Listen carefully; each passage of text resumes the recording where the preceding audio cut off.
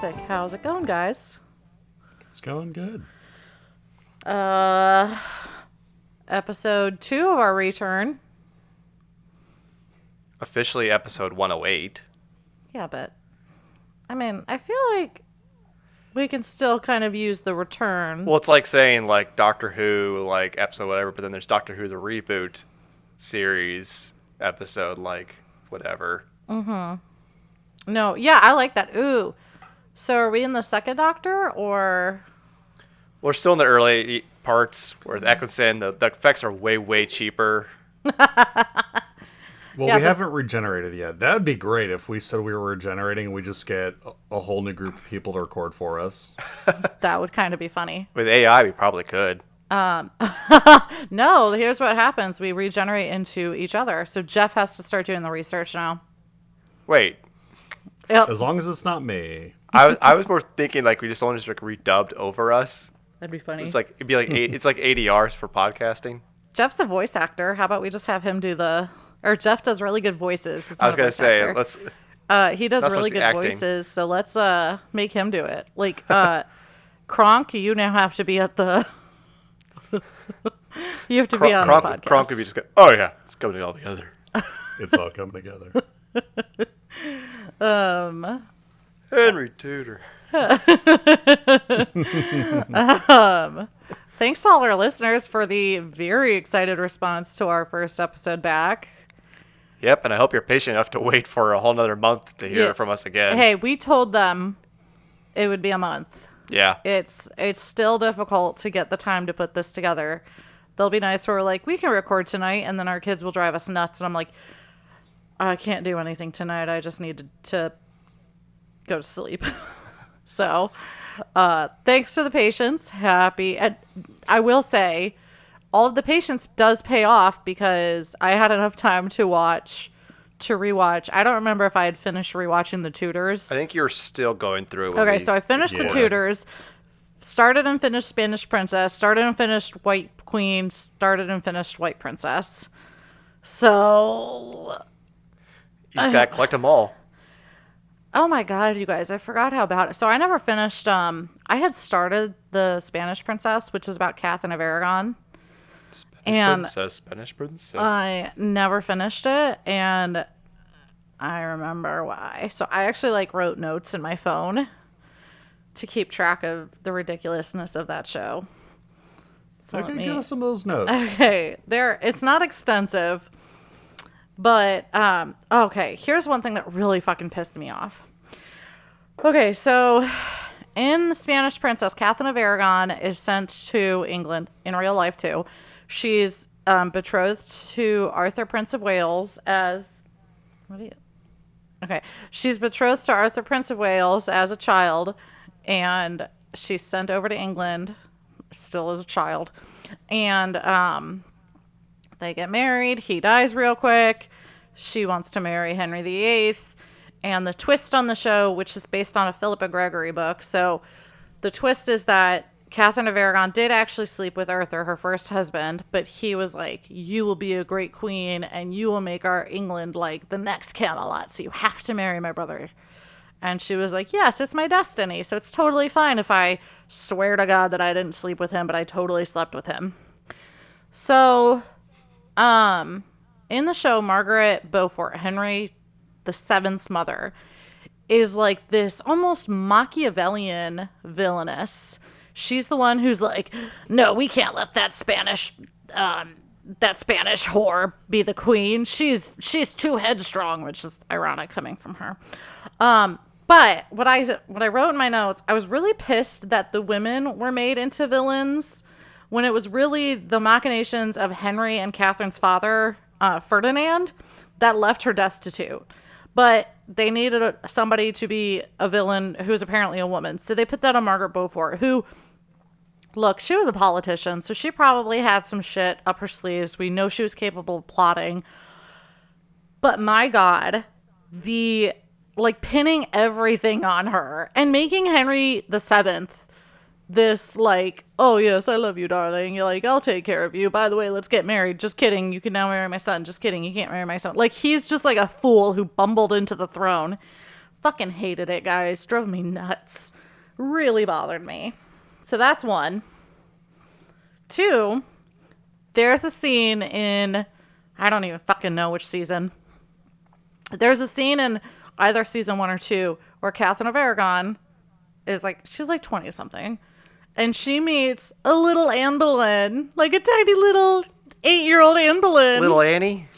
Little Annie. My note just says hard eye roll. It was like I'm sure that paths were crossed at some point, but they did so much to make it like obvious. They're like, oh, wink, Very wink. heavy-handed.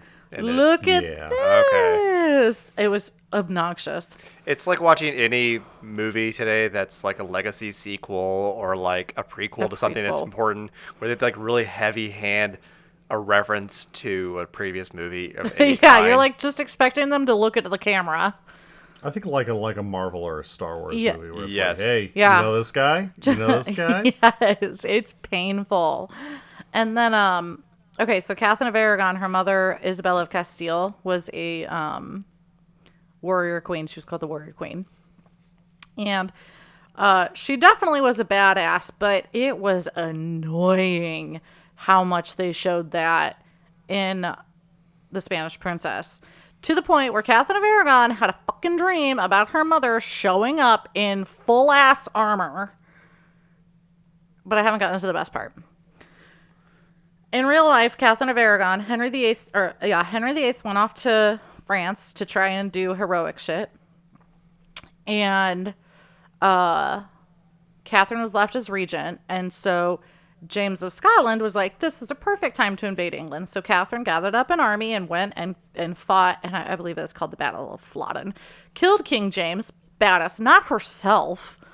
She wasn't in the battle. She was like at the camp. She was there witnessing. She was there witnessing. She was encouraging. She was like, I am the regent, which makes me basically king of England. It's so like the famous image fight for your of king. Elizabeth I when she wears her armor or whatever, and she's at the battle, but she doesn't actually like out there sword drawn and ready to murder someone. Yes, and in real life, Catherine of Aragon was pregnant. Okay, really cool and badass. In the show, they decided to make it more badass by having her massively pregnant and wearing full-on maternity armor. This sounds familiar, or at least looks familiar to me. Like I swear I've seen an image of The poster for season 2 yes is her with a bump, and she's completely covered in gold armor, which gold is fucking soft. You would not actually have gold armor. Maybe you'd plate it in gold, but like if you're gonna go fight in gold armor, you may as well just put a leather jerkin on. But that's neither here nor there. It was fucking bonkers. But oh my god, Catherine of Aragon would not shut the fuck up about her warrior mother. If I were Margaret Beaufort and Catherine of Aragon wouldn't shut up like that in real life, I also would have been like, get rid of her, please. Just fuck off. You're really annoying now. Where's that cute little Annie? Oh, it's like, oh, she was a Nepo baby. Anyway, I think I have one more, but I couldn't confirm it. Are there any of these shows that you actually enjoy? So the funny thing is I still kind of enjoyed them. And I was talking to Jeff about this. So the show's ridiculous. I don't love it. I'm probably not going to watch it again. But I was talking to Jeff about this. There is a new show that's going to be coming out soon, and it's do you know what Bridgerton is, Garrett? Yeah. Okay. Have you ever watched Bridgerton? No, I just know it's the sexy sex show. It is a sexy sex show. It takes place in the 1800s, and it's King George. No, wait, hold on. Early 1800s. So it's King George III and his wife Charlotte, and it's about the wealthy aristocratic people of England, dukes, duchesses, earls, and they're all fictional people, right? No, some of them. I think they throw names around in the background that actually existed. The main characters. The main characters are fake. Okay. But it like modernizes it. Kind of Yes. like what A Knight's Tale did. So they actually take modern music and they do it classically. And they have a very mixed cast. It's a lot of white people, but it I'm also sorry, I'm has just like visualizing like them playing like Hollaback Girl like in the background on string instruments. That's not that far off. They did have a Lady Gaga song. Oh, okay.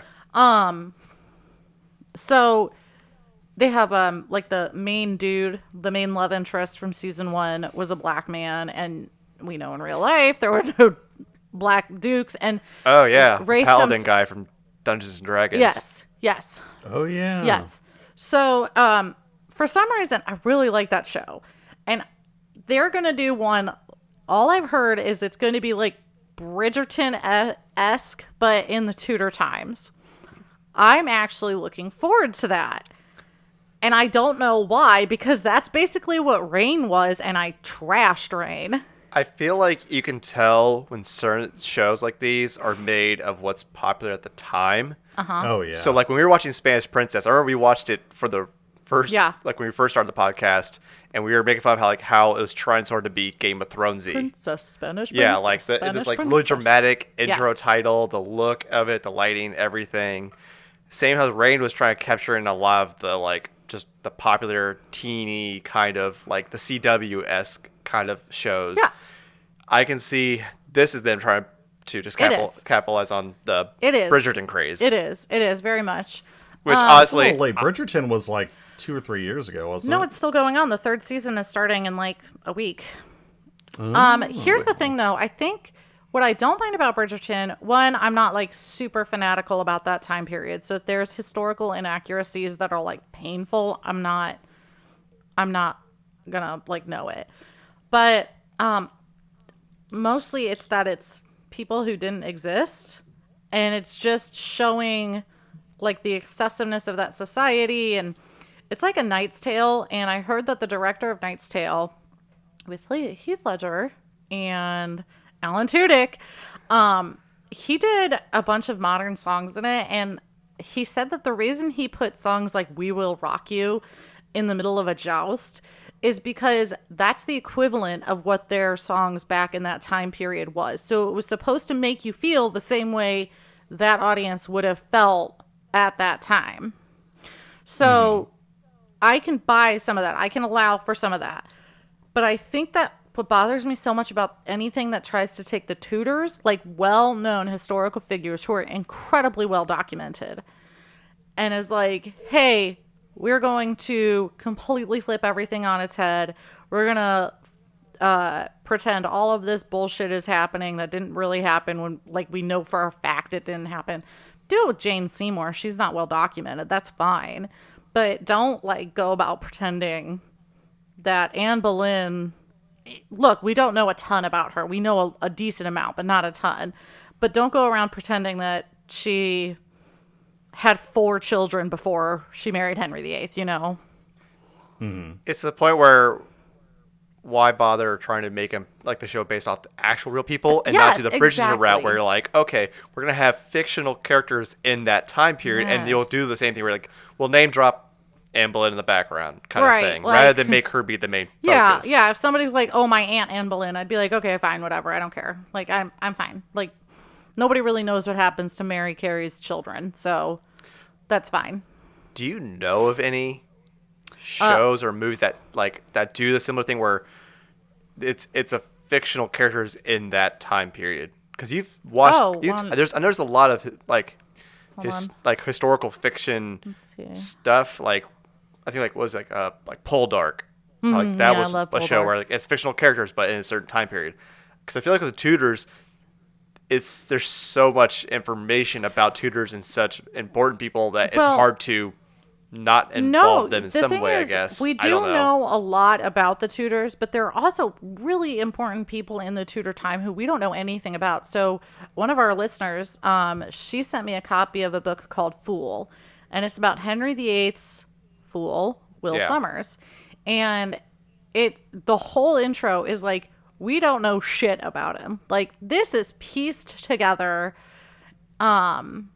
very well researched as much as possible, but like there's still debate whether Will Somers, Henry VIII's fool, was I think they call it a natural fool, meaning that he had mental disabilities, or if he was like a fake fool. I can't remember what it's called, but like he was just impersonating He somebody was just doing an for act. a laugh. Yeah. Okay. So if somebody did a show about Will Summers and was like, yeah, it's oh God, who's that comedian we love? John Mulaney. It's John Mulaney. It's John Mulaney in Henry VIII's time. I'd be like, whatever, we don't know shit about Will Summers anyway, so we may as well take that. And Bridgerton kind of does it too, because George III's wife, Queen Charlotte, George III lost his fucking mind. And his wife was like, not a ruler. She didn't do anything because she didn't have a reason to. Not that she didn't do anything. Sorry to Queen Charlotte. I'm sure she did really cool stuff. I don't know that time period. But they show her in the Bridgerton. So she was a real person. But they have characters around her acting differently. And she wasn't obviously a black woman. Well, I think that could be like the idea you're saying when you watch Bridgerton, you're not as familiar with that time period historical wise to feel like you kind of notice the where it's like watching any movie like science fiction where like the people who know too much about the science of something are like that's not very accurate, but to a common person like, oh yeah, I'm at least entertained by it. I'm looking at my movie history shelf to see if I have a more specific answer to Jeff's questions. I mean, I do enjoy most history movies because it usually starts me down a path to researching, so it's fun to like get you thinking about something where it's not yes, this is the end all be all. This is not scholarly. Yeah, absolutely. All right, guys. Here's what so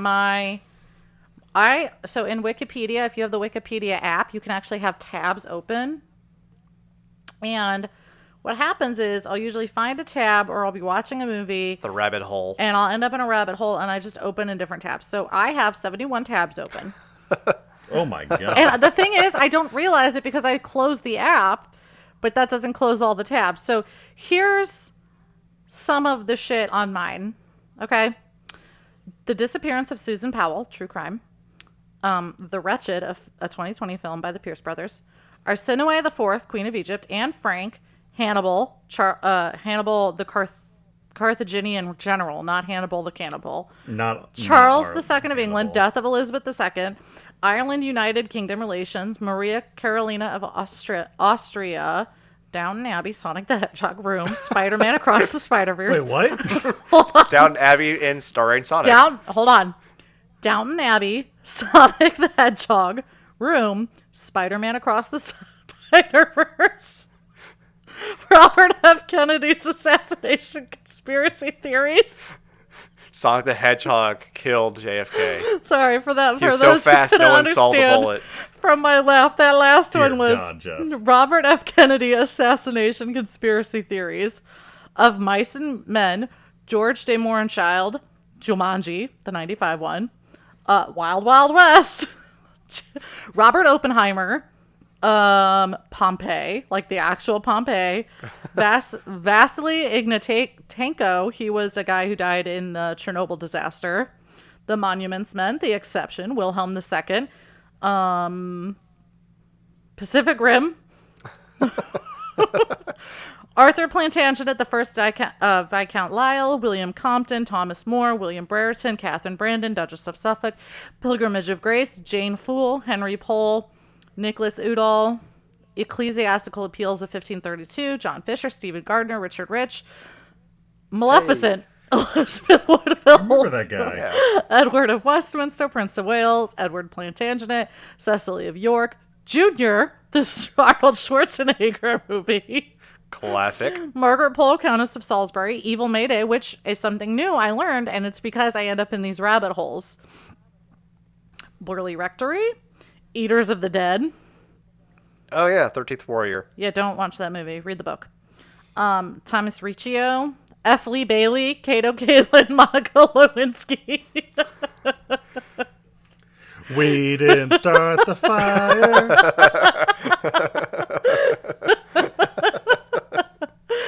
So that's why I love history. It's because I end up down these really bonkers rabbit holes. So. Jeez. Now I want everybody to go to their Wikipedia apps and share how many tabs they have open and like do a screenshot. Or just your Wikipedia history would be kind of funny. Like, what's the last like 25 entries you? This should be the next into? TikTok. It's like those 5 levels. It's like the 5 levels of Kevin Bacon. I am 100% gonna go do a TikTok video for our channel or for our account and do like this. So anyway, that's Culture Corner with Emily. Oh my gosh. Fun, right? I also have a correction to make from the last episode, and I've had this in my mind since the night we recorded. I was laying in bed, and I'm like, I'm a goddamn liar. And Jeff goes, what happened? I'm like, I said the wrong thing. In our last episode, I said Elizabeth I was alive at the same time as. You guys ready for tonight's Vlad actual the episode? Impaler. It was Ivan the who are we Ivan talking the about today? Terrible. She was alive Tonight's at the same time episode as. is going to be about Katherine Willoughby. Common mistake. She was actually requested. Australian? Or Vlad What? the Poker. The Willoughby. I like the folks. Wallaby. Wallaby. Oh, my mistake. All right, everybody say it in an Australian accent. Let's see how weird we can get. Oh man. How quickly can I offend a lot of people? Hold on, let me just impersonate something from Bluey. This episode is called Katherine Willoughby. That's more keyword. Do. Garrett!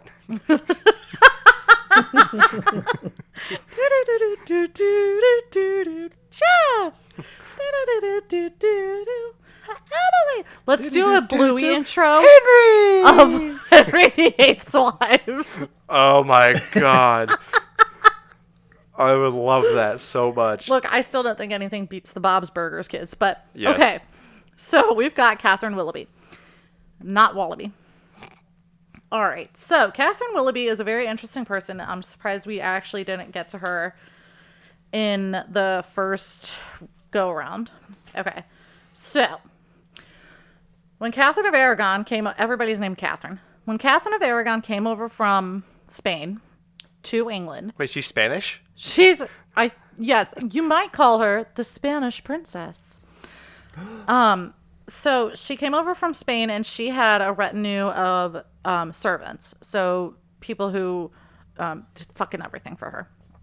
And she wasn't allowed to keep all of them. A lot of the English were like, send them back. They're all spies. But she kept, I don't even know how many, but there was one woman in particular, Maria de Salinas, and she was a very loyal woman. So this episode kind of talks about Maria de Salinas as well. Maria de Salinas is Katherine Willoughby's mother. So I'm really sorry. I wrote my notes like a month ago.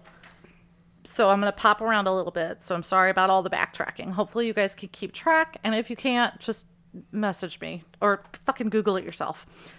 All right. So Maria de Salinas.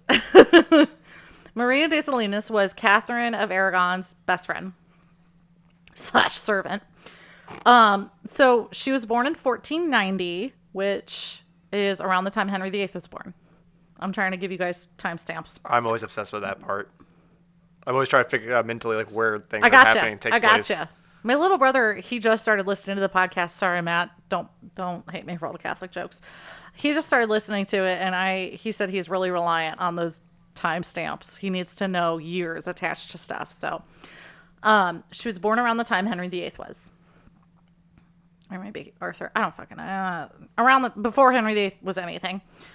And she was a lady in waiting to Catherine of Aragon. So she came with Catherine from Spain. In 1511, she was named godmother to Mary Brandon. So do you guys remember Henry VIII's best friend, Charles Brandon? Yeah, yes. Henry Cavill. Yeah. Yes, Henry Cavill. He had a lot of wives, including Katherine Willoughby. But before Katherine Willoughby was born, Maria de Salinas was named godmother to Charles Brandon's daughter, Mary Brandon. So many Marys, so many Catherines. And then in 1516, she married William Baron Willoughby. Baron William Willoughby. I don't know how they do the Baron thing, actually. I don't know if it's William Baron of Willoughby or Baron William. I don't. He's a baron. His name is William Willoughby. So this was after Catherine of Aragon married Henry. This was actually the same year she had Mary, her daughter, Bloody Mary. Got it, guys? Got it. Okay. Got it. 3 years later, she had a daughter named Catherine. And this is our Catherine, the main event of today's episode. Now, in 1522, Henry VIII named a ship after her mother, Maria de Salinas. The ship's name was HMS Mary Willoughby. So apparently douches naming their yachts after the hot lady has always been a thing. Gotta name a boat off for her. There you go. Bitches That's what love I that. want. That's my next anniversary gift, please. You mean I get a yacht and name it after you? I want a boat. So then in 1526, Lord Willoughby died. So Maria de Salinas' husband and Catherine Willoughby's father died. Okay? Now, there's a bunch of shit happening at this time. Hold on. Okay. This death of her father left Catherine as one of the greatest heiresses of her generation. So she was 11 or so, and she was wealthy as fuck. She was the sole inheritor. There were a few problems. There's and I don't know if this is still a thing, but at the time, when a woman or anybody really, no, sorry, backtrack. In England at the time, when anybody wrote a will or was granted a title, usually the title stuff, I believe, it is granted to or given to either heirs male or heirs general. So heirs male means just her sons. Heirs general meant sons and daughters. So I don't actually know what the will said about the lands being settled on heirs male versus heirs general, but Catherine's uncle, her father's brother, came out of the woodwork and said that Maria, her mother, was withholding documents that meant that he should inherit some of this land. So it was really annoying, a big problem. So they it's not like they were destitute, but this wealthy 11-year-old is just out there potentially not as wealthy as one would think. So Henry VIII was like, I got this. He gave the wardship of Catherine, he got the wardship. So a wardship is like what Batman did to Robin? Robin. Made him live with him in the No, mansion? Robin was his ward. It's when you're an orphan and you have legal... It's almost like a foster parent, except not, because there's no parental ownership of it, which is good, because Henry VIII gave it to his friend Charles, who then married her. Aw. No. It's like marrying your stray cat. I would like you guys to know, so I actually thought about this. So we have a 5-year-old daughter, Evie. Garrett is one of our best friends. This would be the equivalent of Garrett marrying Evelyn. Yeah, I'm not gonna do that. It gross. So Henry VIII became her warder, and then he gave it to his best friend Charles. So Brandon stepped in about the inheritance squabble by writing to our best friend Cardinal Wolsey. Wolsey then told the uncle to piss off. He's like, "Fuck off! You're not getting shit." As the guy was like, "Okay." So Catherine becomes a ward of Charles. So she's briefly betrothed to Charles' son. His name is also fucking Henry. And that's his son by his third wife, Mary Tudor, Henry VIII's sister.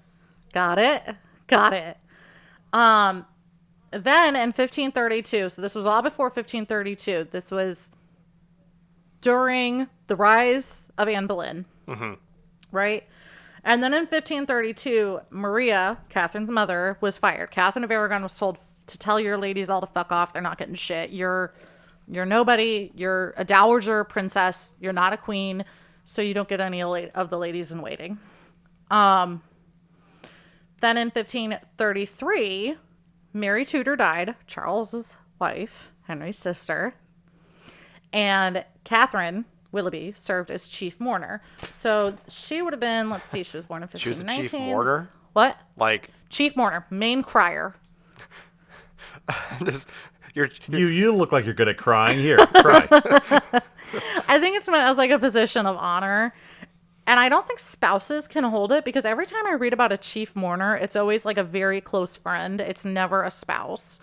So, it's like the idea of hiring someone to just work at a graveyard, just like, yeah, this one's paid, just go sit by gravestones and start crying. The wealthy would 100% do that. Let's make that a business. All right, clock in. All right. Oh my God. Looks like I got to cry at a Tim's graveyard today. All right. 100% let's make that a thing. All right, guys, here's the deal. For $200 an hour, we will show up at your funerals and do what you need to be done. So, like, if you want us to cry, if nobody's going to cry at your funeral, we will show up and be the most devastated Professional criers. But if you need someone to step in and cause some drama, we also got you. I'll jump in the damn hole. You're not going without me. Okay. All I can think of is Twin Peaks. Jeff and I know. If you know, you know. Yeah. There's a scene where a character just jumps on top of the coffin as it's being lowered down, and he makes a whole scene. Like one does. What was it I told you that we were going to do at your funeral? At my funeral? No, Jeff's funeral. We were up late and really tired the other night. Just like really delirious talking and about. We get wacky when we're tired.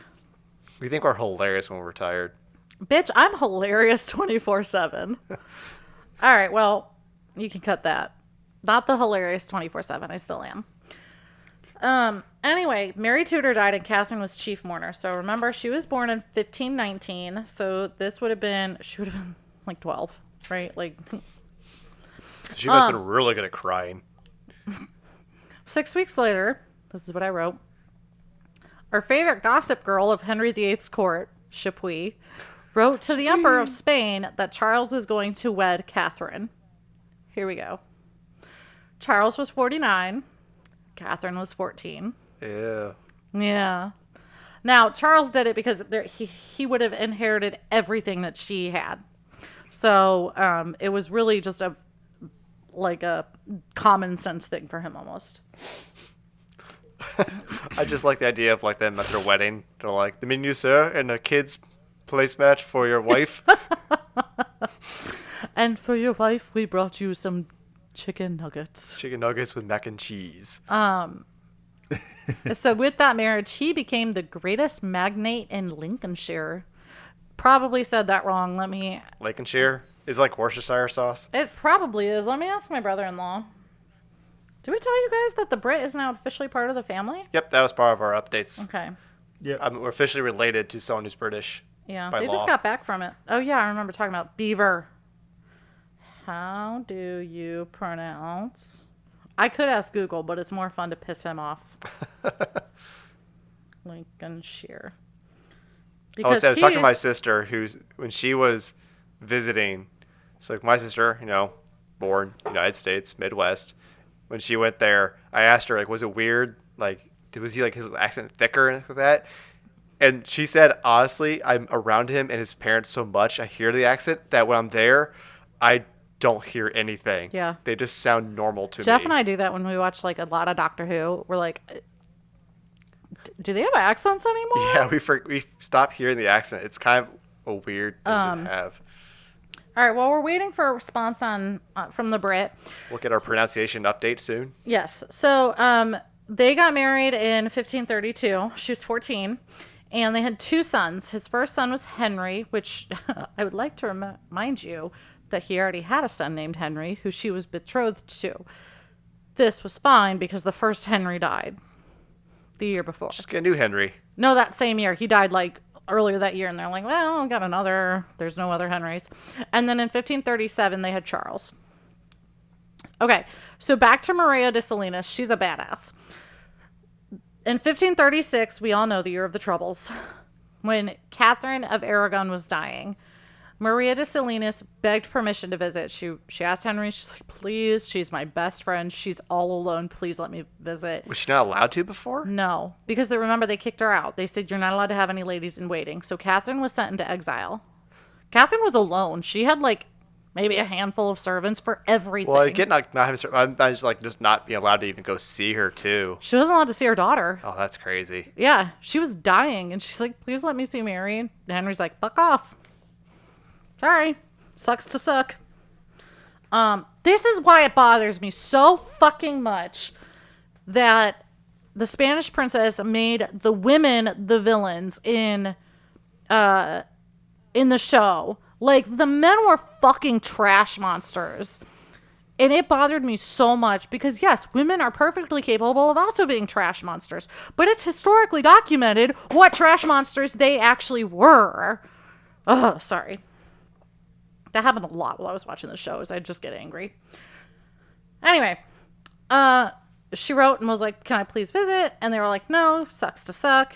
But she was like, with all due respect, fuck you. So she forced her way into Kimbolton Castle, which is where Catherine was, to be with her.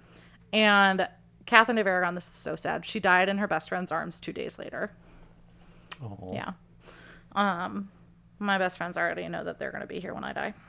That sounds really either like a threat or a little bit of A, a little bit of B. And then Maria herself died 3 years later. So she died in 1539. Okay. Back to Katherine Willoughby. No more Maria. She was very cool, but back to Catherine. Now she's our sole focus. Did I tell you guys they named a boat after her? I did. Okay. So Katherine Willoughby was very high ranking at court. So if my understanding is correct, a duke and duchess is like just one level below the royal family in terms of royalty. So like Henry VIII, when he was a Prince of Wales, he was also the Duke of York.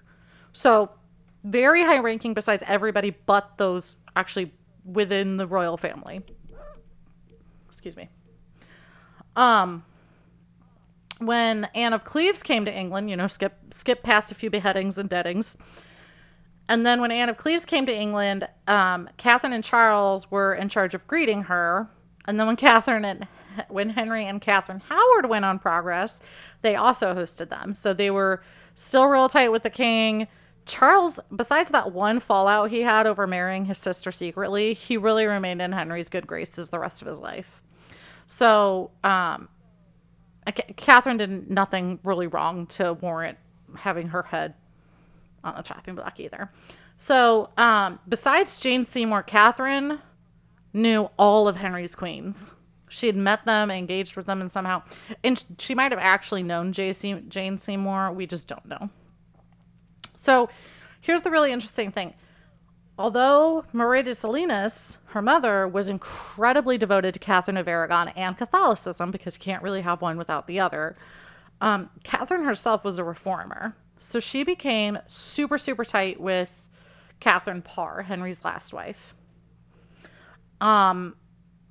She apparently really I wish I'd been friends with Katherine Willoughby. She hated this guy named Bishop Gardiner. He was like the new Cromwell. Mm-hmm. After Cromwell lost his head. So after hosting a banquet, they played party games. Glad to know some things never die. They pulled out Werewolf and played a little bit of that. Some Cards Against Humanity. They played Cards Against Humanity. Well, to them, that's just a Tuesday. Right. So I don't fucking know who made up this game. But apparently there's one game where you just list who you hate. Like... I mean, that's just shit talking. That's what my two best friends and I do. So listicles also existed back then. They were the original BuzzFeed. 10 people I hate. Number 12 surprised you. Wait, you said 10. That's the surprise. So, she named Gardner as the man she loved least. And then at one point she even named her dog Gardner because she thought it was fucking hilarious to give commands to someone named Gardner. I made I had a cat named Troy, a dog named Troy, a goldfish named Troy. They're all older than me. I love it. I think it's amazing. So she really fucking hated Gardiner. Then, past the shenanigans. In 1545, a year before Henry VIII, Charles died. So her husband, Catherine, was only 26. So here's the thing. Being a wealthy widow was the fucking tits. Like, yeah, you were legally controlled by men in your life until you became a widow. When you lived with your parents, your dad or older brother got to dictate everything you did, who you married, and everything. Then your husband did. You were their property. So becoming a widow, fucking boss. Like, if I lived back then, I would have tried to find the oldest man alive who had some money, married him, and then been like, all right, boy, why don't you, like, go for a hunt or whatever, and then just wait for him to croak. So, like, who's Anne Nicole Smith? Yes! Yeah. She had it. Wow, what a pull. Yeah. Really good one, Jeff. I know random shit that's unimportant. No, she loved him. She did. She wasn't in it for the money. Okay, so here's where the really interesting thing happened with Katherine Willoughby.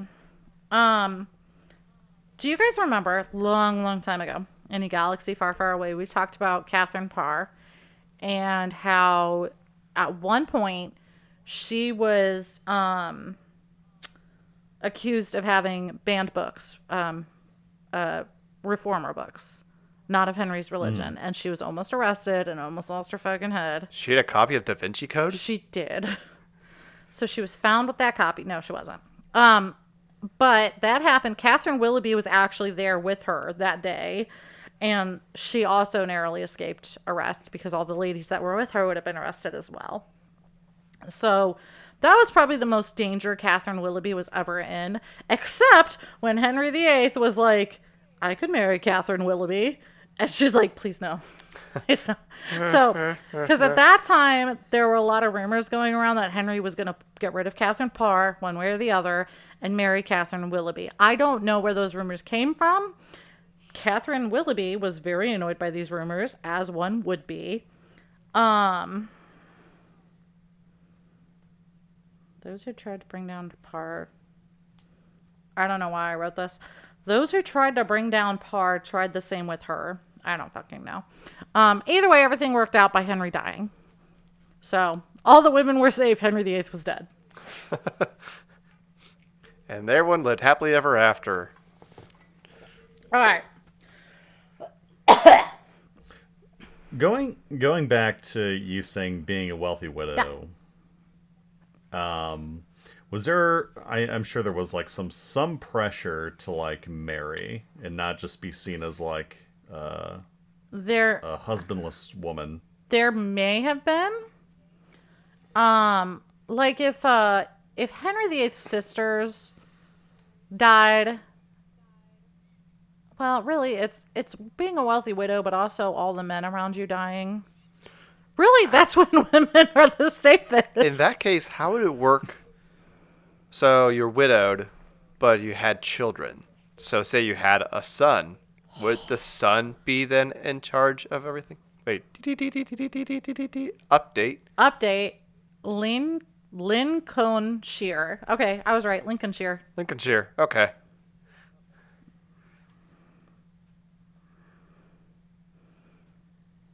I just told my brother-in-law. Oh, that actually makes sense. Okay, Lincolnshire. Anyway, how does it work?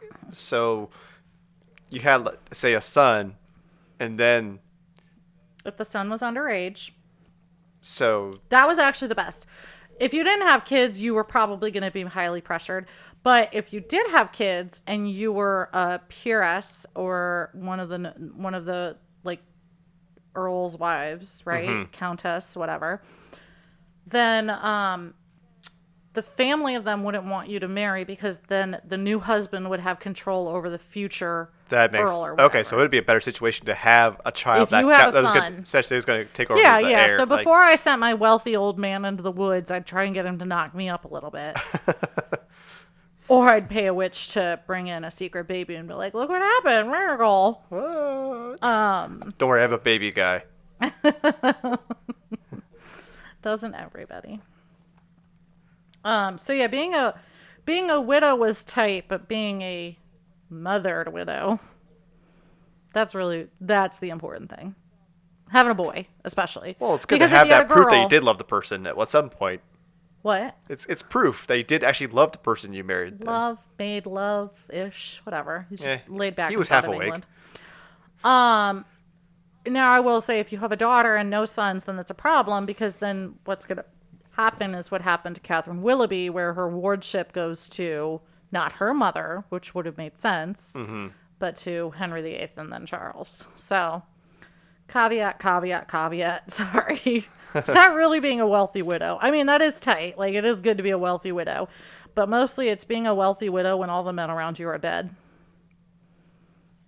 So. Yeah. Anyhow. Ready? Did I answer questions? No. Yeah. All right. So, shortly after Henry VIII died, Catherine Parr married Thomas Seymour. Do you guys remember that? Secretly. Mm-hmm. It was a secret. Secret. Now, Catherine knew, and in fact, I wish she was my friend. In fact, Catherine named a stallion Seymour and a mare Parr, because she's not fucking subtle. Those are horses. Then Catherine Parr gave birth to a daughter, and she died. And then Seymour committed some light treason, and he was executed. Okay? So at that point, Catherine became a guardian of Catherine Parr's daughter. Apparently she couldn't afford her. I don't fucking know why. So she wrote to William Cecil and asked... I can't afford this person. I don't know why. I genuinely don't. But we do know that she wrote to William Cecil because she was left very wealthy. Mm-hmm. She wrote to William Cecil and asked for money. And then at some point, that little girl just kind of disappears from history. Like, we have no idea what really happened to Catherine Parr's daughter by Thomas Seymour. Really? Yeah. That's She kind may of have gone, so fascinating she for stopped being, living with Catherine Willoughby at some point, but we don't know where she went and what, she probably died young, and that's why we don't know more about her. For a former queen, that's kind of crazy that, like, oh, well, Henry's dead. Well, we don't have to record anything about you that Jane much. Seymour was a former queen. We don't know shit about her, and that was the most beloved, so, like, not that weird. Well, Women Jane are nothing Seymour but means to an end. passed away, like, in birth. Yeah, but... I'm more talking about, like, the fact that we don't have much knowledge, the post-Henry stuff on her. Yeah. I suppose. You think they would have kept more documentation of what was going on with her and her Not family with the daughter. afterwards? Not with the daughter. Well, mostly because Catherine Parr pissed people off by marrying Thomas Seymour. She did it so quickly. All of the children were like, "What the fuck, bro?" That is kind of shocking real to hear. Disrespectful. The former queen remarried. Thomas Seymour was not exactly... All right, quick reminder of Thomas Seymour. When he and Catherine got married, he was also lusting after Elizabeth, Henry's daughter, and, like, playing really inappropriate games with her, and maybe trying to pressure her into getting married. Now that happened after Catherine Parr died, but, like, he didn't care. He would do anything he could to get close to the throne. So You just want to be a wealthy widow. he did. Put on a wig. All right, very sad year. In 1551, both of her sons, Henry and Charles, they died within hours of each other of the What? sweating sickness. Oh. They were at college together, and, like, almost within an hour, they both died. So very sad for her. However, she was able to move on, and she actually married for love. She had a gentleman usher. His name was Richard Bertie, and when she was 33, she married him. They actually had 2 children. So she was doing well for herself. It's weird to think about how... So she's only 33 at this point. How much she's already gone through in her life. It's nuts. It is absolutely nuts. Because she would have been close witness to the end of Catherine of Aragon, end of Catherine of Aragon onward. Like, she is a fascinating... And then she lived through all the reigns.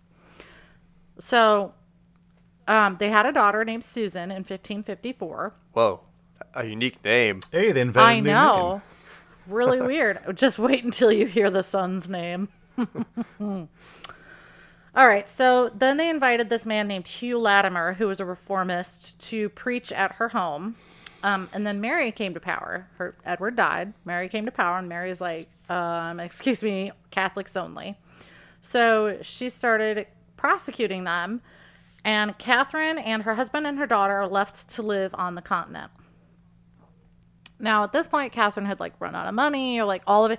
Very likely, actually, here's maybe the answer to your question: why she couldn't afford to have Catherine Parr's daughter.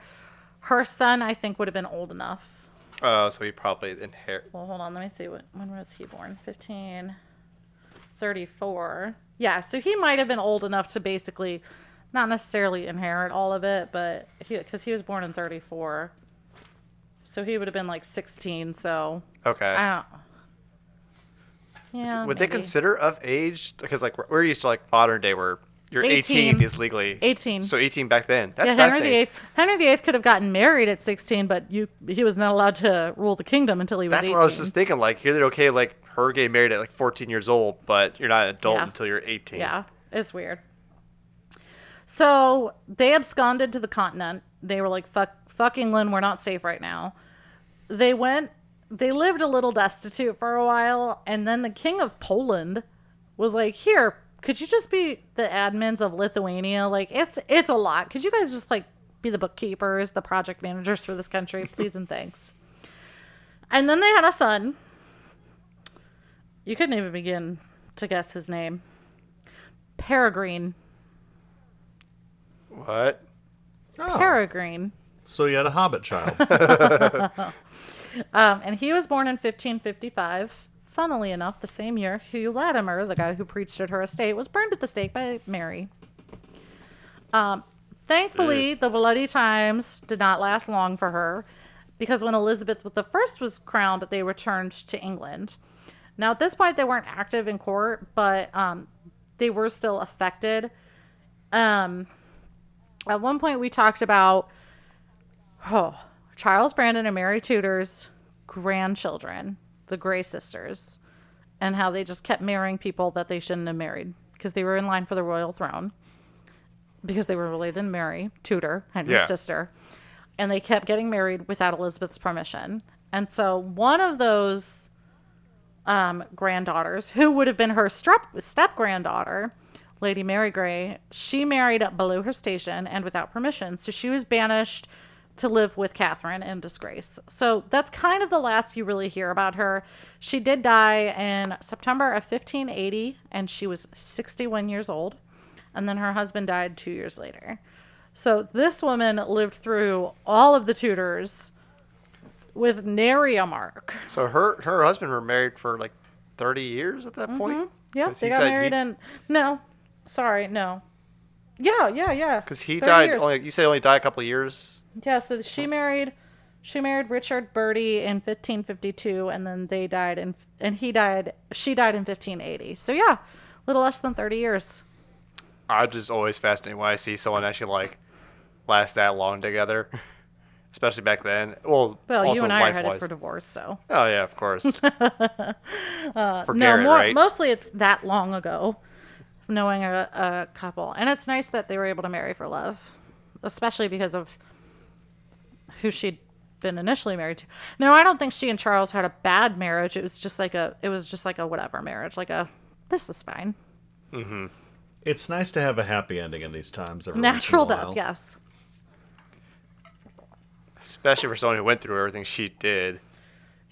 She is the fly on the wall of history. Like, well, it's kind of like how here, the last episode we talked about Richie Rich, who was just more like, he was just the villain. Always there and just a shitty person. And she was her, where she's always there and just managed to. Yeah, she's like the antithesis of Richard Rich. Yeah.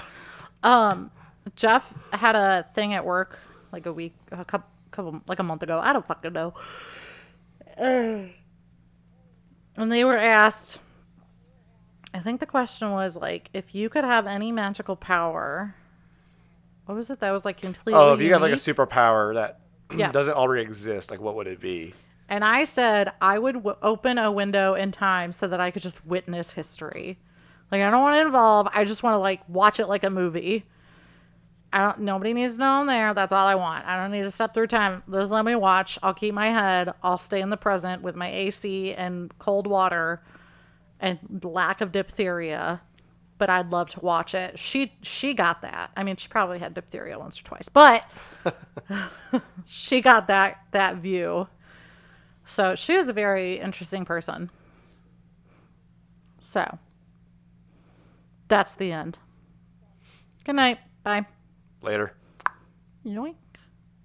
And I'm just trying to think about what like historical things I'd want to see. So much. For me, I'm always just curious about how the people like really actually looked and dressed, like with. Oh yeah. It would have been a lot of witnessing like the average Joe for me, because that's never documented. Yeah. But I would 100% go back and watch shit in Henry VIII's court. That would be like watch people fuck. That'd be like Garrett turns into porn. Ew, history porn would be so gross. I don't need that. You said you only get to see it. You don't have to smell it. So you're fine.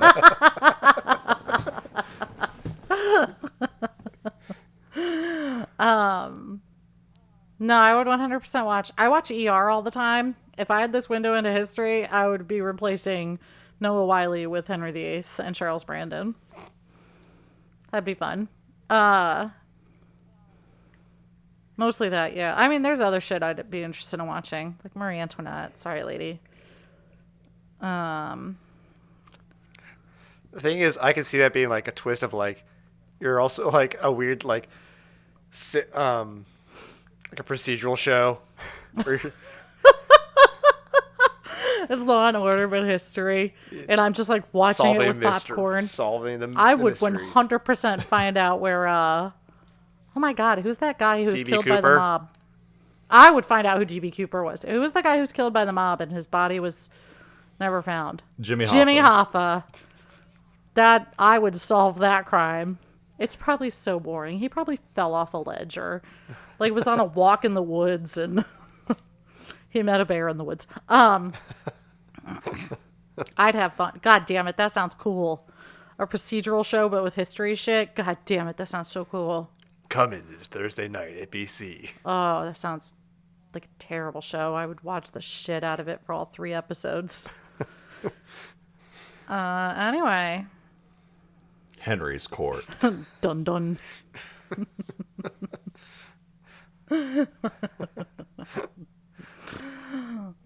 No, it's just called Tudor. I hardly know her. And we sell the name. Yep. We get rich on that. Then we're Produced good. by Dick Wolf. What? How is that not the most like ominous, like threatening name you've ever heard of?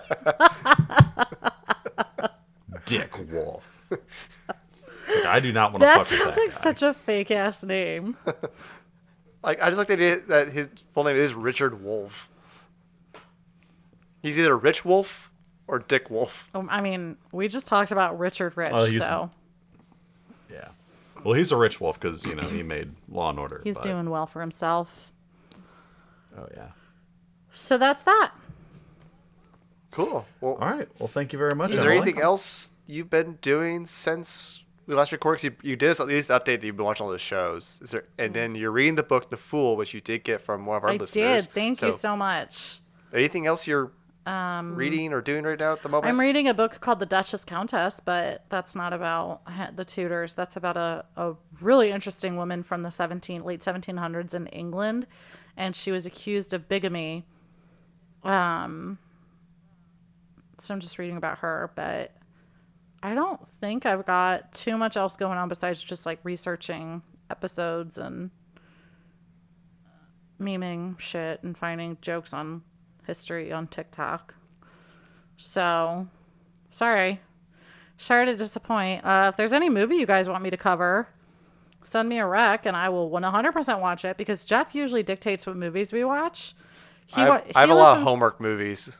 He listens to a couple of podcasts where they talk about movies and TV shows, so we generally watch those, and most of the time I watch with him. So like we've been listening. It's the number one is Blank Check. So if you guys really love movies, go listen to Blank Check. But we just finished watching all the John McTiernan movies, and he's the guy who did Die Hard and Thomas Crown Affair and Predator. Right. Hunt but he also did a bunch of really shit movies. Rollerball. Oh god. Emily didn't watch it, but I had to give her a whole synopsis. I've never seen him so excited to tell me everything that happened in a movie. Such a bad movie. So is that Keanu? No. It was Chris Rebecca Klein. Romaine. Chris Klein, LL Cool J, and Rebecca Romaine. Yep. It's okay. Yeah, it's that's fun. what, like we watched all the Michael Mann movies, which I probably wouldn't have done otherwise, and we've seen some great movies that I never would have watched otherwise. So, if you, my lovely listeners, have a history movie, any history movie that you think I should watch, and give feedback, please give it to me because, like I said, we're always doing the homework for Jeffrey's podcasts. It's Emily's turn. It's my turn to have a reason other than I would really like to watch Mary Queen of Scots for the 10th time. Anyway, so give me Rex. And we're always taking episode recommendations. And just shout out to us, guys. Love talking to you. I think that's it, right? Yeah. Yeah, so if you guys ever want to message us, find us. We have lots of new social media that are all set up now since we last recorded. So we have our classics. So we have Facebook and Twitter. You can find us. I think we're just Tudor Know Her at Twitter. But now we also have Instagram, TikTok, and we have YouTube. YouTube is just our episodes are just uploaded there. So at least an extra place to also listen to us. Mm-hmm. But yeah, Instagram, usually we'll try to post pictures of anything that might be related to the episode. So I'm sure when this comes out, maybe I'll try to find some photos of any people we talked about. I always like doing that. Uh-oh. Oh my god. Yep. Judy from Twitter, I fucking love you. Oh god. Oh my god. I have to repost this. Ooh. Hey Tudor Know Her, just listened to a 2018 episode where you discussed your love of Spaceballs. I think my son got you beat. He's got a whole ass dark helmet costume. I fucking love it. Oh my I'm God. flipping shit. Yeah, for those who don't know, we're recording this on May the 4th. May the 4th be with you. That's right. I've been watching Star Wars stuff like all day, so I've been doing my duty. But yeah, follow our different social medias, find us on there, send us messages if you have any questions. We love answering them for you guys. Any suggestions for us, like you got books, movies, shows, anything you want us to check out or watch, we'll be happy to do it because I like watching movies a lot. So it's fun watching history movies because I don't know enough about the histories to get distracted by inaccuracies as like Emily does. And if there's a movie that we have to watch for homework, then I don't watch enough movies, so I should probably watch more movies. Oh, actually, yeah, give us some movie. Actually, some of our listeners, I was live tweeting my experience watching the shows. So go follow us on Twitter because I will 100% do that with the movies.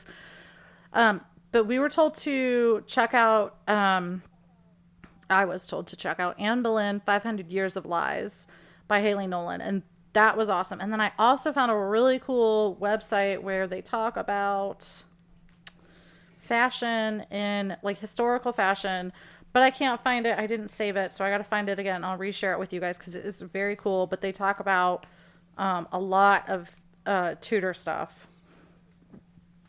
So I'll leave you hanging, I guess, on what that site is. I will find it and share it. Anyway, we do check it. Well, cool. Yeah, well, thanks a lot, Emily, for another one. So until next time. Divorce beheaded died. Divorce beheaded survived. Goodbye.